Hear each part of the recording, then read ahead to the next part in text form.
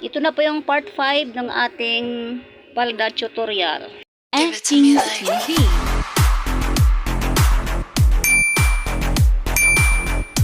Kit at yung zipper. Yan. So, ang gagawin natin, tignan natin siya makananay, i-place natin siya. Yan o, yan.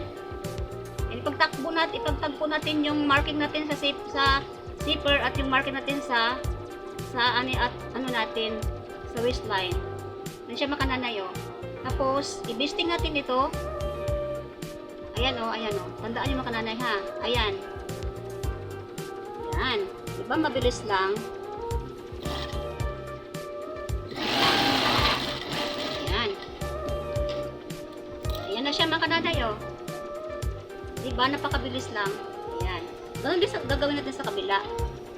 Ang marking natin dito is 1 inch ang ating titira natin mga kananay ha. Yan ang lagayan natin ng zipper or pocket. Ito yung marking natin sa ating waistline, sa ating sukat ng ating baywang.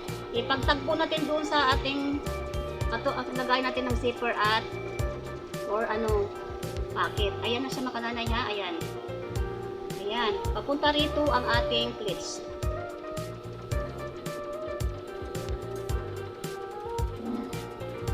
Kailangan nakahila yung ating sinulid makananay kasi bubuhol yan siya makananay eh. Ganyan ako pag nananay, gusto kong malinis ang aking finished product. Ayan makananay, mabilis lang, diba? Tapos na ang ating isang pisngi. Ito na siya makananay oh. Diba? Ayan oh. Ito yung lagayan ng zipper, ito yung lagayan ng pocket. So lahat na, kasi dalawa yung gagawin kong palda, so gagawa muna ako lahat. Mamaya kung ituro sa inyo yung paano ikabit ang zipper at pocket. Kananay, natapos ko nang i-split siya lahat. Ayan. Tapos na siya lahat. Ayan.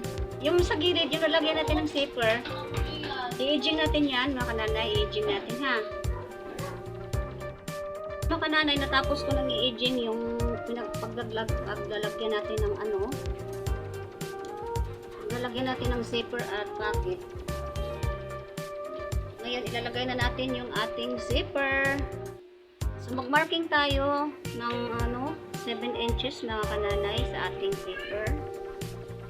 Kasi yung zipper natin is 8 inches yan. Magmarking tayo ng 7 inches. So yan, mula dito sa baywang hanggang sa baba, 7 inches. Dito mga kananay, 7. So itong dito, tatahin natin pababa muna mga kananay. Tatahin natin pababa. Yan. So backstitch lang natin ang mga tatlong backstitch kasi naano yan mga kananay, tatanggal. Pakain natin 1 inch lang para may tupi tayo mamaya sa ating zipper. Ayan. Pababa siya mga kananay. Ayan. So may natira, ikat natin mga kananay para pantay yung ating hemming mamaya. Ayan. Kananay, natapos ko nang tahiin yung pababa natin mga kananay. So ngayon, magpalit tayo ng foot. Palitan natin ng zipper foot ito dahil sasabit yung ating ordinary mga kananay. So ito yung zipper foot natin. Papalit natin dito para maayos yung pagkabit natin ng zipper. Ayan. So ito po yung zipper natin. Ito yung zipper natin, kulay pink din Magamit lang tayo ng kakulay talaga sa ating tela. So ilagay natin dyan. And then dito, itong itago natin dito sa ilalim ng pleats yung ating zipper makananay para hindi makita yung ating zipper mamaya pagkatapos ng palda natin. Ayan, mag-agwa tayo mula dito sa may buko hanggang dyan. Agwa tayo ng mga 3/4 inch. Yan. Yan siya mga kananay. Tingnan lang po ng maigi mga kananay para matuto tayo. Yan. So Abangan nating part 6 bukas, mga kabunsuan.